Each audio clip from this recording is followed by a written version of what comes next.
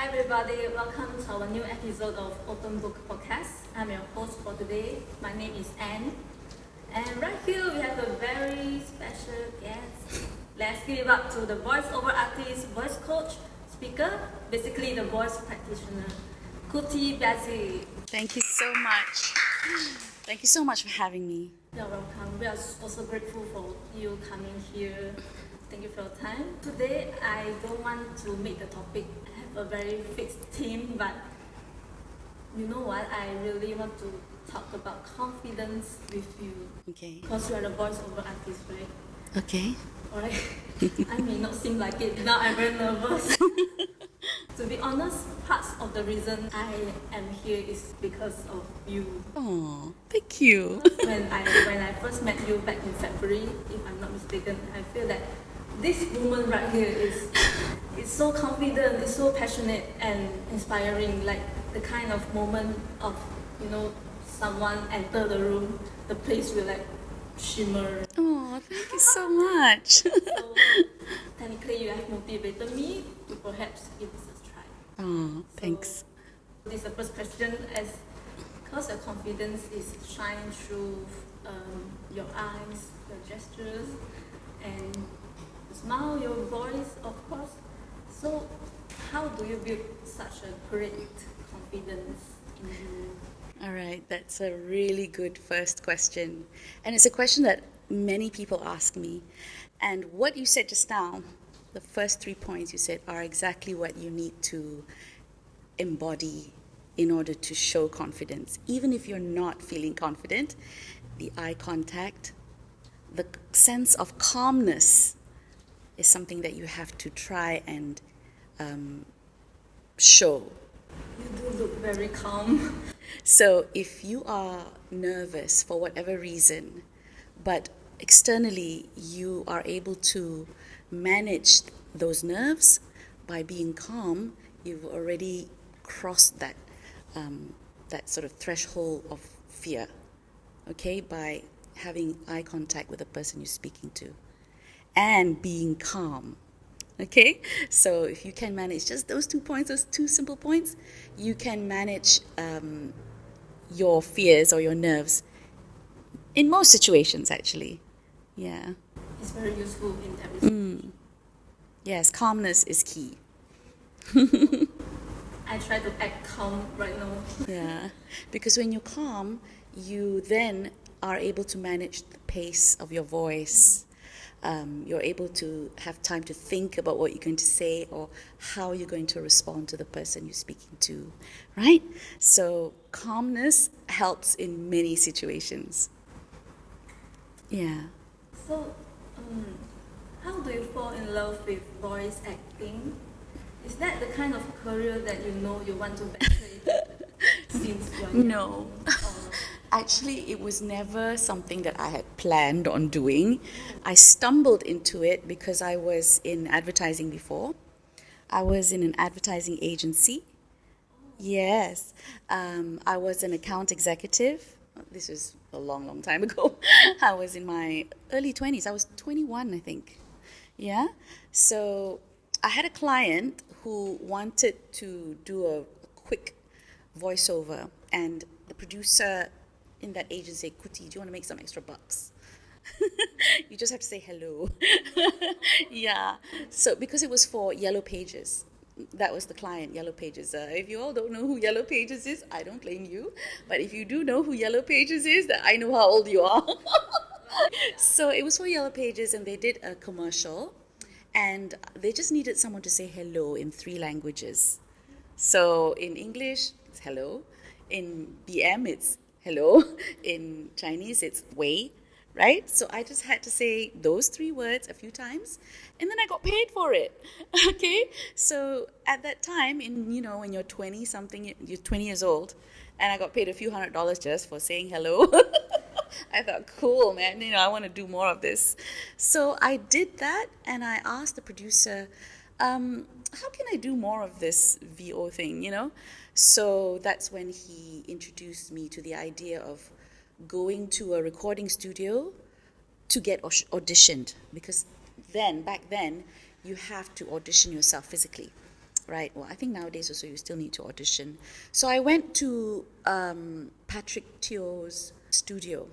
It's called Ad Audio Production back then. And I recorded a few scripts. They gave me a few things, a variety of scripts so that you can show what you can do. And 2 weeks later, I got my first official job, an actual TV commercial. And since then, every week I started to get jobs. And I think the third job I got was for a lip sync, where you have to put your voice over the person speaking, for a shampoo commercial. And that's how it got started. So with each recording job I did, I just learned to improve myself, because every commercial is different already by that time. So to answer your question, I didn't say, okay, I want to be a voiceover talent. But I kind of stumbled into it and decided I think I want to make this a side income, because I was still working at the time, until it became my full-time job. So is it like everything you figure it out yourself, the technique, the skill? You learn on the job. And it helps when you have writers, the copywriters who write the campaign, or the creative directors who create the advertising campaign. They will direct you, they will guide you on how they want it done. You know what I mean? Because a script may require different tones, and then of course you have to do it within a specific time. Some bits need to be fast, some bits need to be slow. So you learn on the job, and after a while you kind of understand the process already and what's required from each script. Seriously, I think that's very kind of independent job. You listen advice, but then you make it yourself. Yeah, so listening to those who know is very important. Tell me about how do you choose the best voice for your job? How do studios choose the voiceover artist, you mean? Or how do I choose? Or how do I act on this project? How is my voice will be acting on this? Yeah. Okay. Again, it depends on the script that you're given and the type of medium that it's going to be used for. So if, let's say, the script is for a commercial and I'm supposed to play a role of a mom, then I know that I need to have that nurturing, warm tone. If the script is for, say, a corporate video, then I need to sound more authoritative and play on the positive aspects of the company, or highlight certain things about the product or service that they're providing. And if it's a light-hearted one, I also need to be that. If it's for a sale, you got to go fast, you have to be excited. So it really depends on the script that you are given. So moving on, can you describe your vocal range and the types of voices or character you are specialized in? Okay. It has changed over the years. When I first started, of course, I had a more youthful, naturally youthful voice. So I would say back then, my voice was light. I don't want to use the word fresh. It was lighter and more girly, I suppose. Good for products like makeup, skincare, that kind of thing, So back then I used to do a lot of Maybelline makeup products, right? Not to say I don't do it now, but a lot less. Nowadays, I tend to be called more for corporate videos, documentaries, anything that is more authoritative, because over time my voice has deepened.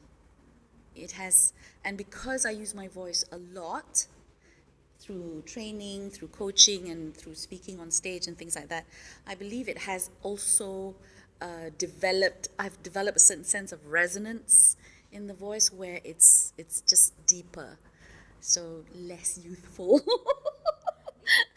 It's become more sophisticated. Older lah, basically. Right. So 30 years, right? You have been in the industry. 30, to be exact, 33 years now. Oh, that's such a long journey. Yeah, 33, 34 years, yeah. Do you ever have a split moment that you think you don't like your voice? When I don't like my voice, definitely. Especially, I don't like to hear my voice when I have to look back into a video. Same. And that's very normal. I can hear my voice again and again and again on audio because I'm quite used to that. Because when you do a recording, it comes with the territory where you need to record, listen back. But when it comes to watching yourself, oh, that's different. I cringe. I'm like, oh my God. So this is not going to be easy when I watch this back later. I heard that you had issue on looking at the camera. Oh yeah, I did. Yes, in fact, I still do. It's just that I've learned to manage it, and because I do it more often now, it's less painful to watch. But I still get very self-conscious. I think that's okay. Every audio work you have done is mostly for Malaysia. Like the commercials, the products, and of course your coaching training program also focuses in Malaysian students. Yeah. What do you think about venturing into this industry, especially in Malaysia? Do you think it's good? I think it's definitely good because when it comes to executive coaching for working professionals, we're dealing with all ethnicities, right? English may not be everyone's mother tongue. So it's definitely needed in all pockets of our society in Malaysia. Having said that, I have had some clients from overseas, from Singapore, one or two from Europe, and they speak English, but I think what they're looking more is to do related to, again, confidence and how to structure the talk, how to improve themselves when they speak on camera. So it is actually not related to where you are, but focusing on their needs at work. When it comes to voiceovers, I've done voiceovers for different parts of Asia, Singapore, Thailand, Philippines, Indonesia, because some brands have regional offices in Southeast Asia. So I've had to do some commercials for other countries. Because of technology today, it's very doable to provide your VO for other countries. I've done for US, Canada, and Australia as well, although not so frequent because they have very little use for Bahasa Malaysia. And I suppose for the English language, they have their own people to do it. But I've had a few of them who request for corporate videos done for their country, for the production they did over there. So yeah, I've done a few for other countries too. But definitely, we have a market here for such things. Do you think voice is already like that, or it can be trained to a better one? I think, so what is a good voice actually, right? A good voice is not just the sound itself, but it's how you use it, So it is something that you can develop. It's a skill. You're not just, I didn't come out of my mother's womb sounding like this, right? So I was painfully shy when I was young. I can't say I'm painfully shy now, but I've learned to manage it, and I'm able to harness my speaking abilities plus the use of my voice in a more engaged way. Hence, people assume that, oh, you have a beautiful voice. But actually, it's a combination of many things. Yeah? It's the vocal presence through your verbal presence, your vocal presence, and your visual presence. All those three elements must come together to get people to perceive that you have a certain kind of presence when you speak. Yeah. Because some people think their voice is I don't like my voice. On the contrary, I think if your voice is very calm and soothing, and I think if you are able to, again, have the confidence to project more, practice more, speak more often, I think you'll find that it will change quite quickly. Because I think voice reflects confidence, right? To a certain extent, sometimes you can, not to say fake it till you make it, but sometimes you do need to project that, and you'll find that, oh, I can sound louder, or I can sound stronger. The more you do it, the more you feel that I can do this. Yeah. A side coaching session here. Right.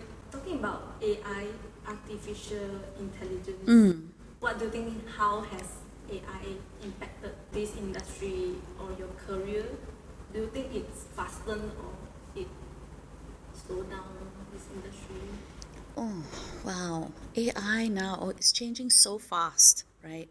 It's scarily fast.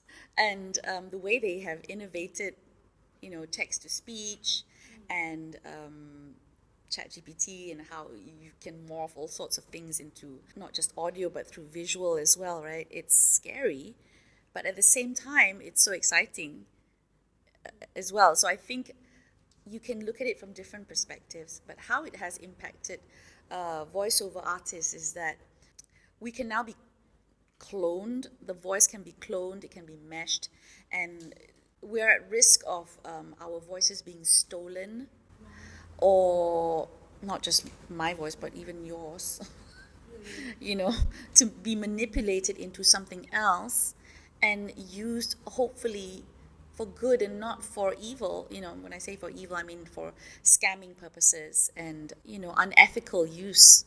You don't want that, or to create fake accounts, or worse still, you might sound like an imposter next time.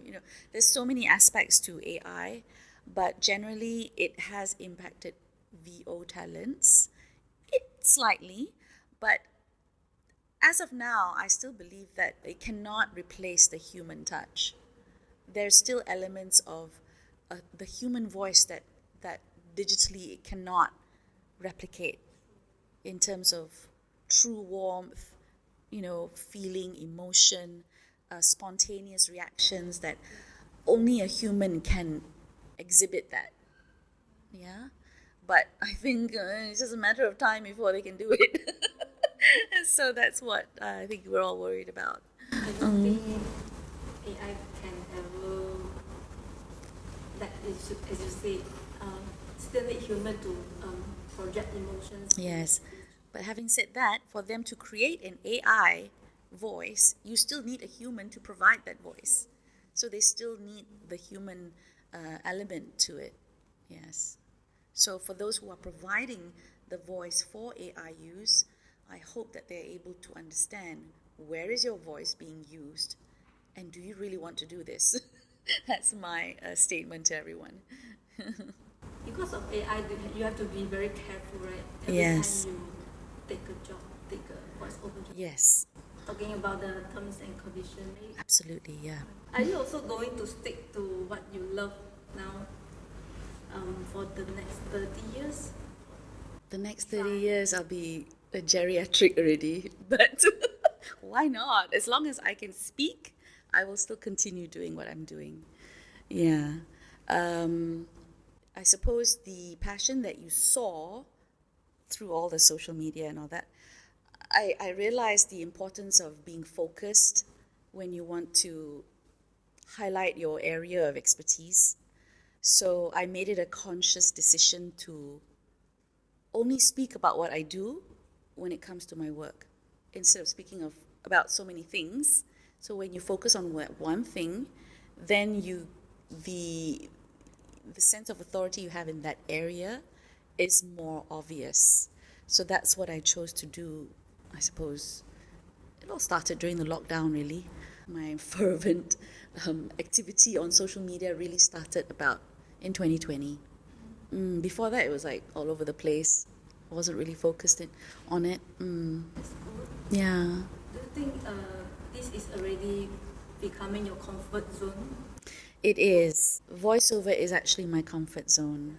Yes, I feel at home doing it. Yeah. But that's also the good part, right? You do what you already... In a way, it's good, but we must never be complacent, because as a true professional, you always have to be in touch with what new developments there are, especially technologically, equipment, skills, different types of speech patterns today is quite different from decades ago, you know, right? Then you'll understand the different cadence and nuances of speech of young people. Gen Zs today, they speak differently from how, my time is totally different. Really? But of course, true essence of the voice is still the same. But how does Gen Z speak? the slang is so different. I think this is more related to my work as a speaker when I give talks. If I know I'm speaking to a group of students, university students, who are mostly Gen Zs and maybe early millennials. I don't think the millennials are in school anymore. It's totally Gen Zs. Okay, so I want to be able to relate to them. It doesn't mean that I'm going to be speaking like them, but the topics that interest them or their concerns will be my priority. So for example, when I gave the talk, when I gave a TEDx talk, it was held at Help University. So I know my audience is 100% Gen Zs, and the topic was about Gen Zs. So I decided to bring in my research based on what I have discovered working with Gen Zs, because I work with a lot of young people in studio line, in a production creative line, and I noticed certain patterns. I also brought in research about what Gen Zs want in the working environment today, and hopefully it will relate to them, but at the same time touching on my experience as an older person to them. So hopefully two worlds or two generations will mesh, and bring harmony or something like that. Yeah, and because I have 3 Gen Zs at home, so yeah. I'm an also actually I still not really understand about Gen Z's language. Oh, macam-macam lah actually. Gen Z language now, isn't it? You guys can say. No, talk something that appears in dictionary, please. Yeah, the humor is also slightly different but I get it because I watch a lot of TikTok. And because I hang out with my kids a lot, so I get it. Or I try to get it anyway. That's nice. So that's the end of our session. Before we end, do you have any advice you would give to the audience who want to venture into this industry, or generally who wants the advice? To get into the voiceover industry or just speaking in general? Both voiceover. Voiceover. Because some people have doubts on is it okay to venture into, because AI is coming. It's true, AI is here, but at the same time, look at the number of people doing videos. It's not going to stop. It just gives them an extra option to use text-to-speech if they want to. But those who have spoken on video live are more engaging. That's when it comes to speaking on camera. That's one thing. That's you becoming a content creator and speaking live on camera, right? But voiceover work is quite different. Voiceover work is not just commercials. There's there's video games, there's IVR, phone prompts, corporate videos, documentaries, tutorials, e-learning. There's so many areas to that. And it does mean that companies have the option of using digital voices if they want to, but there will be, I think I can tell when it's an AI voice, but that's only because I have that discerning ear already. Maybe some people may not know the difference. So it's a matter of choice. So going back to what you were requesting, how do we get into it? I would say just start speaking, experimenting with different voices, because if you just keep it all in here and not actually use it, you won't know what you're capable of doing. And know what language you are going to be proficient at. Obviously, I can't do Chinese, right? But I have had to do a few Chinese announcements when for Resorts World Genting, because they used to bring a lot of Taiwanese, Hong Kong concerts. So I have to read the song titles and things like that. So I have to rely on pinyin to say those sentences in the most convincing way. But obviously that's not going to be my area lah. Speaking Mandarin cannot lah. So. Do you still remember the sentence? No, but I remember. I remember my friend in college taught me one line in Cantonese. 我唔係當人，不過我識少少廣東話. Yeah, so that's only the one line I know. Yeah. I have a question. How do you actually maintain the quality of voice? Maintain. How to take care of your voice. Okay. Yes. I can't say I consciously take care of my voice, but I am aware of the fact that you need to drink often, sips of water. Rest is crucial.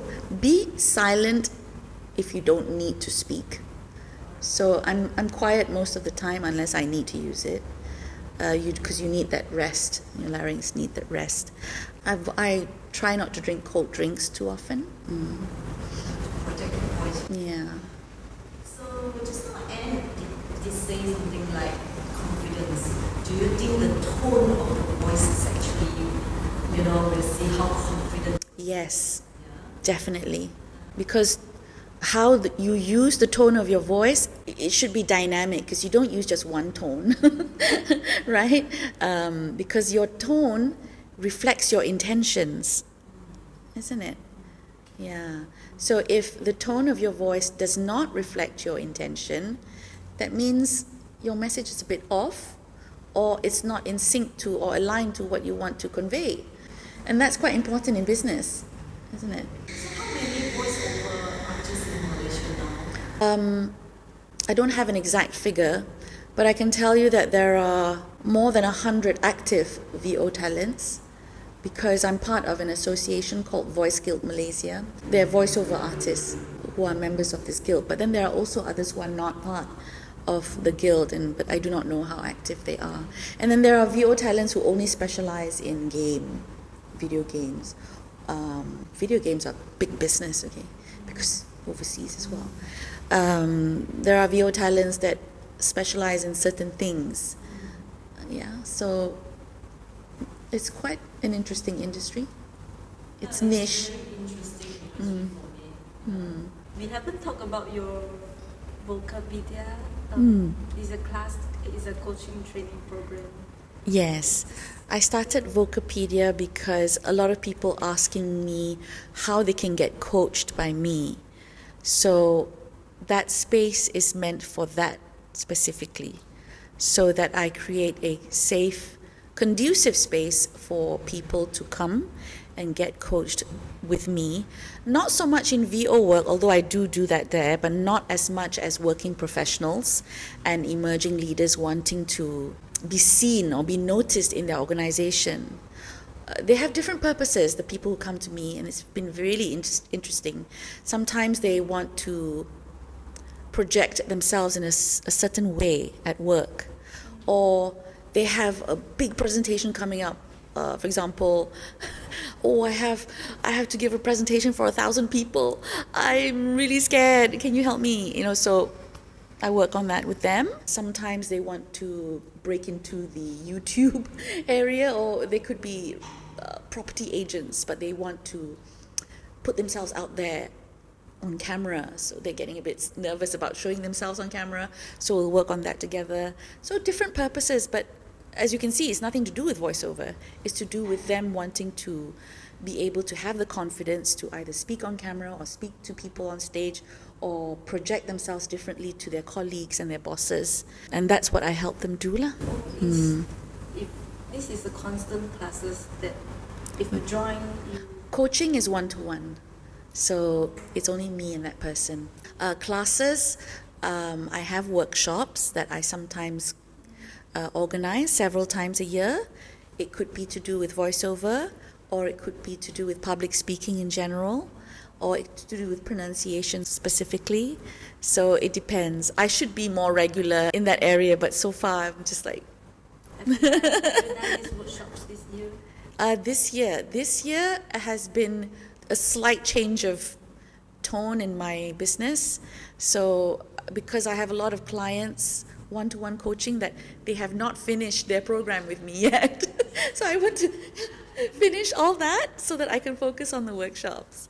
But I do go out and give talks because companies invite me to give talks at organization. In fact, on Saturday, well, this will not be relevant once it's out, but but yeah, I do have organizations who invite me to come and speak for their group or their staff or in certain groups of people.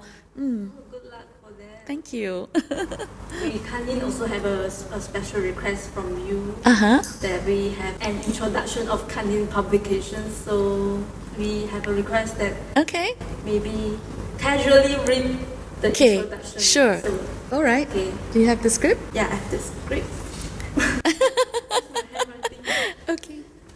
All right. A book. A book has a deeper meaning than just a book. The book you read represents who you are. We believe that each book is a crafted piece of art. It represents a human soul and its aspiration. We are crafting human arts. By Malaysians, beyond Malaysia.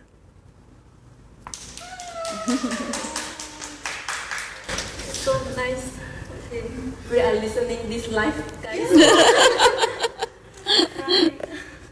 Once again, thank you. So that'll be, I'll send you the invoice later. I'm just kidding.